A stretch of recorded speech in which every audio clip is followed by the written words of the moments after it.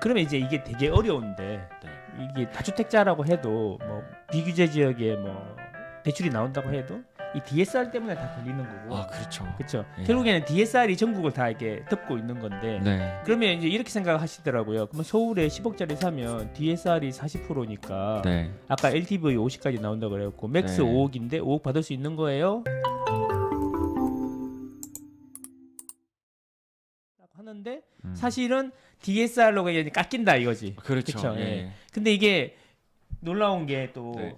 금리가 올라가면 예. 좋은 포인트십니다. 더 떨어지는 거 아니에요? 예, 역시 금융과 선배님. 아니요. 역시. 그러니까 금리가 3%일 때 매월 납입하는 이자 금액이랑 네. 지금은 거의 5%, 6%니까 이자 금액이 올라가서 네. 내 연봉은 똑같은데 어. 이자가 올라가서 내가 받을 수 있는 대출 금액이 줄어드는 거예요. 1, 2천이라더라도. 금리가 올라가는 걸 제가 시뮬레이션 해보니까 네. 내 소득이 녹아내려. 나는 똑같이 받고 있는데 DSR 관점에서 보면 네. 소득이 점점 줄어들더라고요. 그래도 대충 감을 잡으셔야 되니까 네.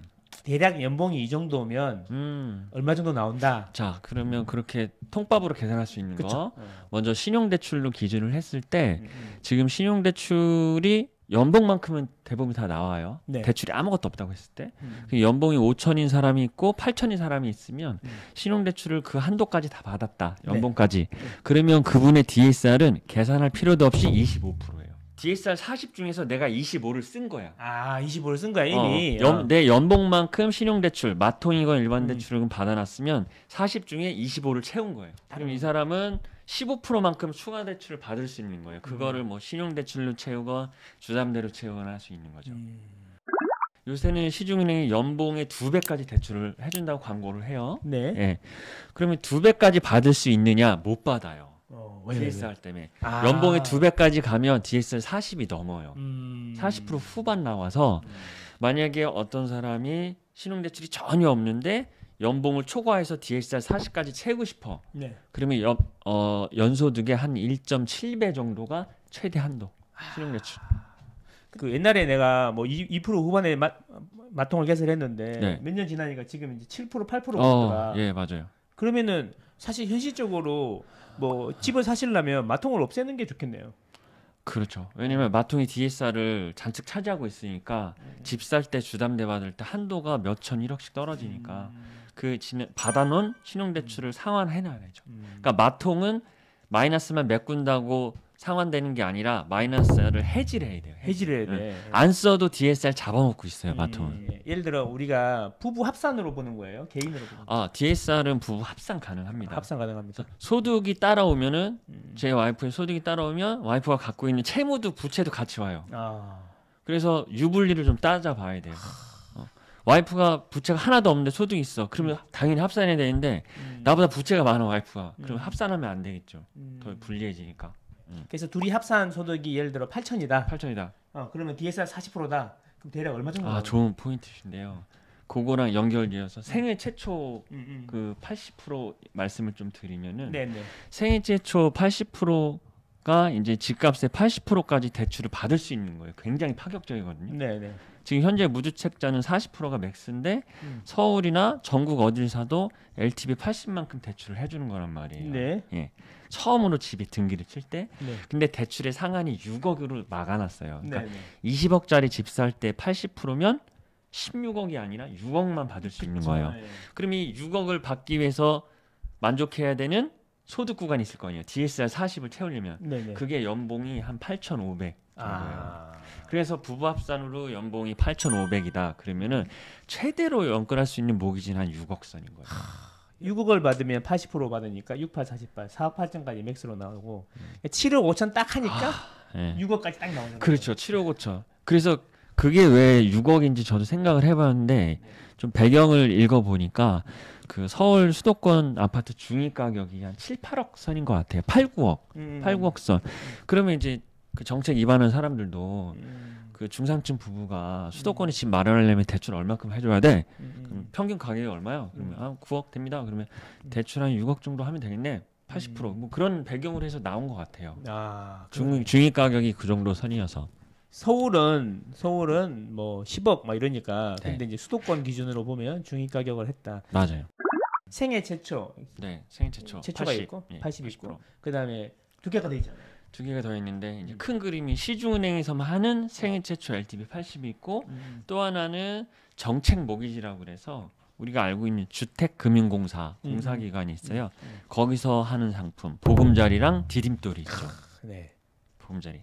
그렇게 큰 가지가 두 개로 나뉩니다. 시중은행 상품, 정책 모기지, 보금자리, 디딤돌 그렇게 좀 나누는데 가장 큰 차이점은 시중은행에서 받는 생애 최초 모기지는 DSR을 봐요. 무조건 40%. 예. 근데 정책 모기지는 보금자리, 디딤돌은 DSR을 안 봐요. DSR 안 봐요. 네. 소득은 보긴 봐요. DTI는 보지만 까다로운 DSR을 보지 않기 때문에 대부분 내가 신청하는 대출 금액을 다 받을 수 있어요. 또 디딤돌이나 보금자리론도 그 가격 상한이 있을 거 아니에요. 그렇죠. 너무 비싼 집을 또 사면 안 돼서 보금자리는 주택의 가격이 6억, 디딤돌은 5억으로 좀 낮춰놨어요. 현재. 예, 그래서 너무 비싼 집을 사면은 DSR을 안 보는 혜택을 박탈하겠다. 그래서 6억이랑 5억 정도로. 그러면은 그거는 한도가 얼마 정도 나오는 거예요? 한도는 보금자리가 이제 둘 다 LTV 70 기준인데.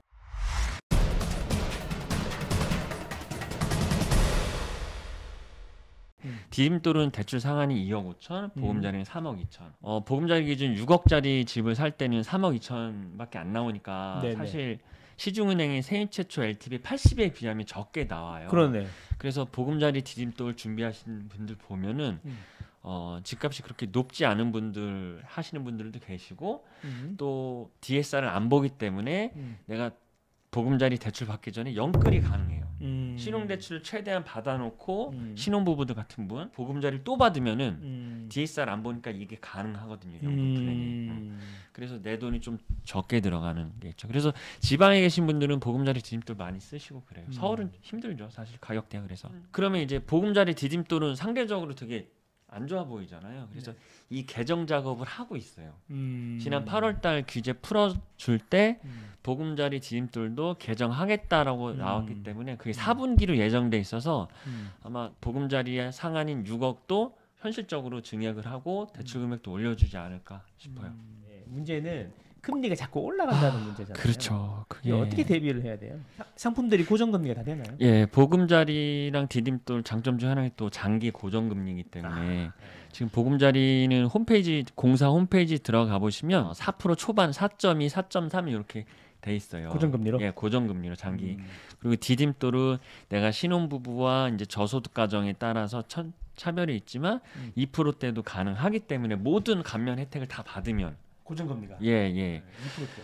예, 그럴 거예요. 제가 확인을 한번 해봐야 되겠지만 하여튼 시중은행 모기지에 비해서 1% 이상 대단히 싸기 때문에 그런 장점이 또 있는데 일단 그 자체도 금리가 높기 때문에 좀 쉽지 않은 결정이시긴 하죠 현재. 금리가 올라갈 게 걱정이 되시면 네네. 그 보금자리든 디딤돌이든 해갖고 2%, 4% 초반 이렇게 네. 고정금리로도 할 수가 있다. 네, 현재 받을 수 있어요. 그렇군요. 근데 다들 이제 신문에는 막 8%가 된다더니 10%가 된다더니 또 3개월마다 올라간다더니 이런 이야기 하니까. 쌤도 아시겠지만 신문 기자님들도 네. 이제 내 기사를 많이 읽고 우리 신문사가 팔려야 되니까 그런 이슈몰이하는 기사를 쓰는 거죠. 오늘 아침에도 뭐 시중은행 그 모기지로 금리 표를 보고 왔는데 네. 항상 가장 높은 것과 가장 낮은 것을 고시를 하잖아요. 네네. 예. 근데 가장 높은 거는 8% 고시하는 데도 있어요. 가장 높은 구간 금리를 받는 세무자분은 1000명 중에 1명일까? 예, 그렇단 말이에요. 대부분 하단에서 조금 더 뭐 0.1, 0.2 높지. 0.1, 0.2. 예. 그래서 지금 시중은행 금리 표를 보게 되면 가장 낮은 게 한 4.5, 4.6이에요. 네네. 가장 높은 건 8 정도고. 그런데 기자분들은 이제 기사는 8%다. 7% 간다, 8% 간다. 8%는 아니지만 지금 한 6 정도 되는데 이 상단만 보고 쓰는 거죠. 이게 6이다. 근데 8까지 갈 거다. 그러니까 대중들은 이제 읽어보실 때 금리가 이렇게 높아 되는 건데 그렇지. 실행되는 금리를 보면 여전히 모기지가 4%, 5% 아직 안 넘었으니까. 지금 말씀하시는 거는 이제 대출 금리가 상단이랑 하단을 같이 고시하게 돼 있는데 대부분은 제일 하단에서 플러스 1, 2포인트 정도 네네. 수준으로 받는 게 일반적이다. 그렇죠. 예. 신문에서 말하는 것처럼 제일 상단으로 받으시는 분은 거의 없다. 극히 드뭅니다, 진짜. 거의 없다. 0.1% 수준이다. 네. 네, 그런 이야기죠. 막상 디딤돌이나 보금자리론 생각해 보니까 거기는 고정금리로 해도 지금보다 네. 훨씬 낫네요. 네, 맞습니다. 그래서 그래서 장점이 있죠. 정책 모기지라든지 이런 상품들을 잘 활용하시는 게 특히 실수요자거나 무주택이신 분들은 그게 좋겠네요. 그래서 네. 생애 최초는 아예 집을 한 번도 안 사신 분만 할 수 있는 거고, 예, 맞습니다. 그 디딤돌이나 보금자리로는 기본적으로 무주택이나 1주택도 가능하고. 갈아타기. 네, 갈아타기. 갈아타기만 가능하다. 참고하시기 바랍니다. 예. 그 우리가 이제 기준금리가 올라가면 대출금리가 올라간다고 알고 있잖아요. 네, 예, 맞아요. 알고 있는데 그 항상 이 코픽스 이야기하는데 네, 코픽스. 코피 나겠어요. 이게 뭐예요? 그러니까 참 그렇게 용어를 줬는지 모르겠는데 코픽스가 이제